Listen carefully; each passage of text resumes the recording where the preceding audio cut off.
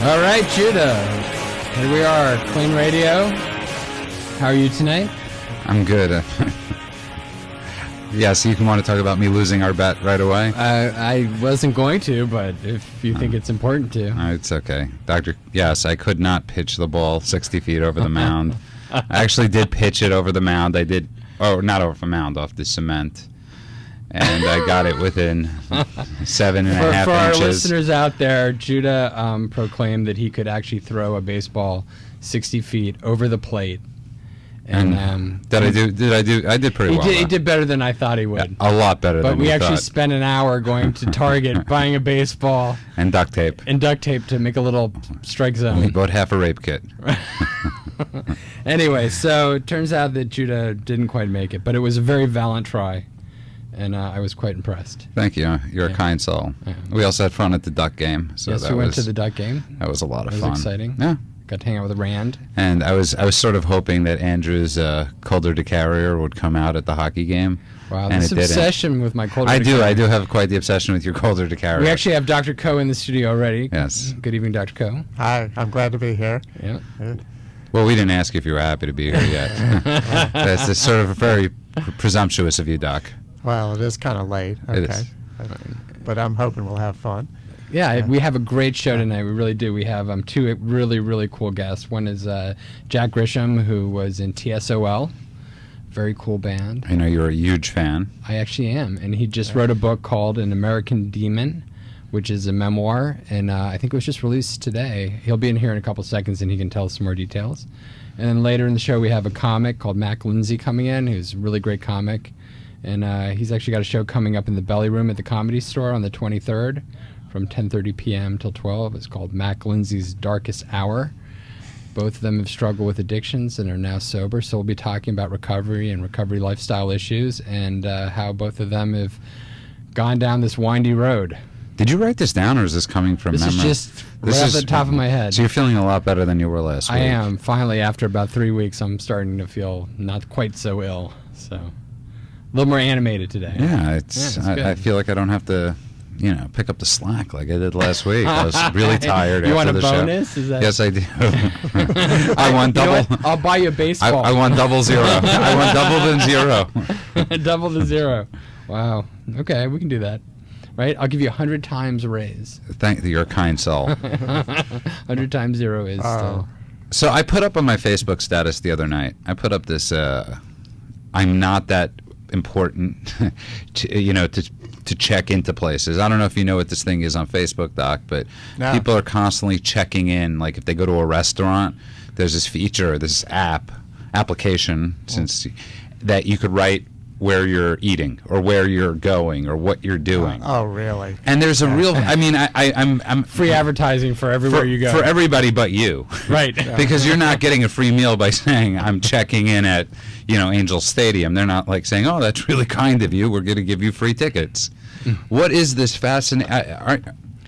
Just people wanting to be the center of attention, right? I mean, I can't think of anything else other than that. It's got to. What would the psychiatrist say? It's narcissism. It's more reality TV. More reality TV. It is. It's like it's in the DSM 4 or 5 coming out. Reality TV addiction. Sooner or later, it seems like it's going to make it. There's got to be something, right? I mean, this idea where everybody thinks that they're that important. Because there's no more privacy. I mean, it's not even. People don't want it. Well, I think people are starting to hide in the privacy, right? I mean, or in the chaos, right? It's like, there's so much. Well, that's actually a really good point. Right? I mean, it becomes irrelevant. Nobody checks their Facebook because there's so many, terrible messages coming in. Well, it's almost to the point where the person that doesn't share where they are is the odd one. Right. There's going to be where everybody's like, well, I know where they are. Where's Judah? He hasn't checked in anywhere in a while. I hate to tell people, but nobody really cares. Nobody cares. I mean? That was the point of my. That was the point of writing that. Is like I'm not that important that people would care where I checked in. Right. Yeah, I don't get it. I keep thinking maybe I'm just too old or something, but And I really don't think it has anything to do with. Plus, wouldn't the people you don't want to show up all of a sudden come to that restaurant? Maybe. Well, that's the only reason. That's the only reason I could think of it's good is because if I don't like you, I could go to your Facebook status and find out where you are and make sure I'm not in the vicinity. Right. It's a little creepy, but yeah. Well, listen, I'm obviously the person that stares at people's profiles. Right. I just don't feel the need to fill out my own. You're voyeur. I am definitely I definitely enjoy. I do find it fascinating. I find it. I was at the bank the other day, and when I was online, I was looking. There's always the people in front of you that don't notice when the teller is open. Right. And I sort of like came up with this whole thing for how you should be able to procreate. Right. And that's one of the ways. If you can't, use self-checkout at Ralph's, you should probably not be allowed to have a kid. And why? Because you're actually motivated to do something? no, because if you can't figure out that, you mean if you're unable to? If you're unable to figure out self-checkout, these should be the standards to me. Although I don't know what anybody's going to do for work these days. I mean, it seems to me that, like, what did Ronald Reagan say? One of his famous sayings was, eventually in America, all we'll be able to do is deliver pizzas to each other. That was at the Reagan Library yesterday, and I did not see that speech. You didn't see that at the Reagan Library? It was pretty fascinating, by the way, because one of the videos was him getting shot. Yeah. And, if you could watch it, obviously it's on a loop. Was there anything about the war on drugs there? Yes, there was. Like what? There was a little section. It was Nancy Reagan's section. And it's so successful. Just say no. It was a little astrology. Little astrology. There's actually, I don't know if there was astrology or not, but there was like a box that said just say no to drugs, and this kid, it didn't say just say no to drugs, which is funny. It just said just say no. No, right. So this kid turns to his father and he goes, "What does just say no mean, Daddy?" And the father, I mean, it's a true story. And the father looks at him and he goes, "Just keep it within your boundaries." And like that's what it meant. Just he said to him, just keep it like. I was so like, California. I was like, what kind of hand? I don't get it. I don't get it. Right. It was like it was a very like I don't want to say we were in a conservative place. Well, very he probably doesn't want his Republican. kid. Kids always say no, no, no. So he probably didn't want his kid saying no to everything. But I didn't realize clean your that. room. No. Right. Just say right. Just say no. Right. But I didn't realize till yesterday that it never said just say no to drugs. It just said just say no. Right. And in theory, it was a good campaign. Just say no, but it was They like applied it to abstinence as well, though. They applied it to a bunch of things. but they never said just say no and do something and do what. Right. Well, it was a whole moralistic. Oh, it's play incredibly on, naive. Right. The idea that people. It was done by Nancy Reagan. Right. I mean, Sure. she was into the astrology and just say no. Well, you're conservative. But it was. I am a conservative and proud. It was pretty cool to walk on Air Force One. It was the original, not the original, but it was one of the Air Force Ones. And Really? Yeah, it was pretty cool, and it was a lot smaller than you would imagine. And you saw the jelly beans. Every cabin had like this little section of jelly beans. Jelly bellies. And it was pretty cool. Well, good. Yeah, I was with 600 auxiliary cops because it was a benefit for the auxiliary police. Please. I don't think they like being called cops. No, they do. They're It's very derogatory, isn't it? Yeah. Where is it? It's for copper from badges. Well, somebody I was with said, like, I knew you were a cop, and I was like, could you smell them? And they didn't find that funny. Well. But they were great people. It was a great time. I really think everybody should go to the Reagan. See, I just something that I would never think of doing, but. Me neither. Where is it, though? It's Simi Valley. Okay. Simi Valley. Yeah. Huh. That was great. Yeah, maybe it's worth checking out. You're not going to go. I know you're not going to go to the The Reagan Library? I don't know. To the Reagan It's a Library. choice between like listening to cool music or all day and relaxing or going to the Reagan Library. I don't know. You never know. It's a piece of history. Piece of history. Speaking about a piece of history, I'd like to welcome to the studio Jack Grisham. Hey, how are you? Good. Welcome. You guys talking about Reagan? Yes, Yeah. and you actually Can you believe it, right? and you actually share something. Yeah, you yeah. actually share something with Ronald Reagan. He was governor of California, and you did run for governor Right. of California. Let's just let the listeners know a little bit about Jack. Jack, you want to give us like a quick history of your musical career and your... Yeah, tons of band. I mean, TSOL, I've been the singer for TSOL since 80, Right. whatever. So, 1980. yeah, was that 30 years now? And And that originated in Long Beach, I guess, was it? half Long Beach, half Huntington Beach. Yeah. Right. Big punk band. Big really punk band. started the punk movement, really sort of surfer punk movement. Well, surfer punk, or Right. something. I don't know Dark what we punk, did. what we- Whatever we did. I don't Whatever know. the hell it was, right? And what does TSOL stand It was for? hardcore, right? It was Yeah. hardcore. Well, it was not. You think it was I pretty guess hardcore? we were hardcore. You were hardcore. But I don't think the music was hardcore. Like a lot of people outside that didn't see us, they didn't get it. Right. And like these guys are using pianos. See, I grew up on the East Coast. Right. So, like, I never got to see you guys. But, you know, I saw, like, Black Flag would come through. Like, a lot of the SST bands would come through and stuff like that. But, like, everybody listened to TSOL that was into hardcore.